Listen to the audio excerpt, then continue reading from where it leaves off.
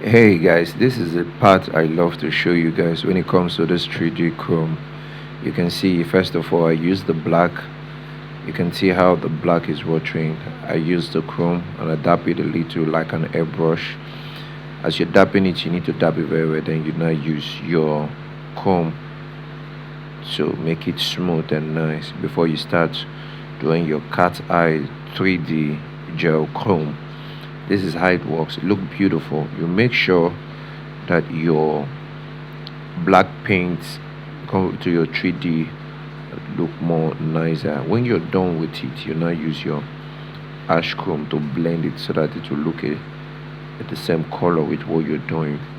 Now when it comes to nails like this, that is where I showcase myself when it comes to beautiful nails like this.